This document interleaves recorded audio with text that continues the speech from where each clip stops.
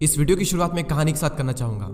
आपको लगेगा कि आपने ये कहानी पहले सुन रखी है, लेकिन ये कहानी और इसका मोरल दोनों ही थोड़े अलग है। एक बार एक महावत एक हाथी के बच्चे को जंगल से पकड़कर अपने घर ले आता है और उसे अपने घर के बरामदे में पेड़ के साथ एक मोटी जंजीर से बांध देता है। वो हाथी का बच्चा लाख कोशिश करता है, लेकिन वो उस जंजीर को नहीं तोड़ पाता।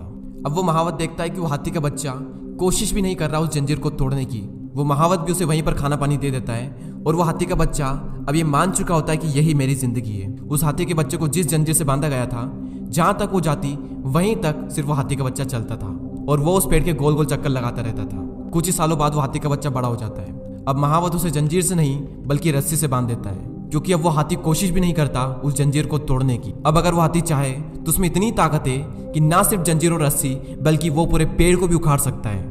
लेकिन अब वो कोशिश भी नहीं करता, और सिर्फ इसलिए क्योंकि वो अपने एक कंफर्ट जोन में चला गया है और इसी कंफर्ट जोन की वजह से उसके अंदर जो क्षमताएं हैं उन्हें वो नहीं पहचान पा रहा। और उसी हाथी की तरह हम भी अपने कंफर्ट जोन में अटके रहते हैं और इसी कंफर्ट जोन में अटके रहकर हम सोचते हैं कि यार जैसा चल रहा है उसे चलने दो ना, क्यों कुछ नया करने की जरूरत है। आपने वो डॉग और फ्रॉग वाला एग्जाम्पल पहले कभी ना कभी तो जरूर सुना होगा, फिर भी मैं आपको एक बार बता देता हूँ। एक भिखारी के साइड में कुत्ता रो रहा होता है। तभी एक आदमी आकर उस भिखारी से पूछता है कि ये कुत्ता इतना रो क्यों रहा है। तभी वो भिखारी कहता है कि ये कुत्ता एक कील के नीचे बैठा है। तो आदमी कहता है कि अगर इसे दर्द हो रहा है तो ये उठ क्यों नहीं जाता।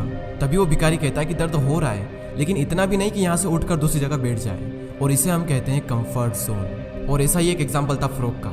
एक मेंढक को एक बाउल में ठंडे पानी के साथ मिलाकर गैस पर चढ़ा दिया जाता है और धीरे धीरे उस पानी को गर्म किया जाता है। शुरुआत में तो उस मेंढक को बहुत मजा आता है, लेकिन जब पानी थोड़ा और गर्म होने लगता है तो उस मेंढक को गर्मी लगने लगती है। वो मेंढक अगर चाहे तो छलांग मारकर बाहर निकल सकता है, लेकिन वो मेंढक अपने कंफर्ट जोन में अटका रहता है, क्योंकि वो सोचता है कि गर्मी लग रही है लेकिन इतनी भी नहीं कि मर ही जाए।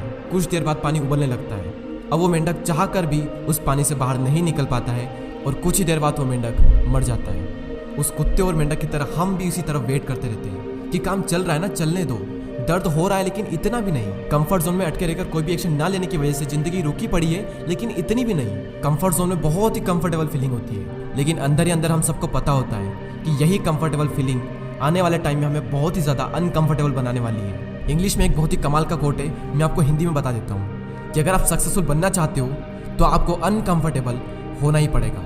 कंफर्ट जोन में रहकर कोई भी इंसान कामयाब नहीं बनता, क्योंकि अगर खैरियत में मिलती कामयाबी तो हर शख्स कामयाब होता, फिर ना कदर होती किसी के हुनूर की और ना ही कोई शख्स कामयाब होता।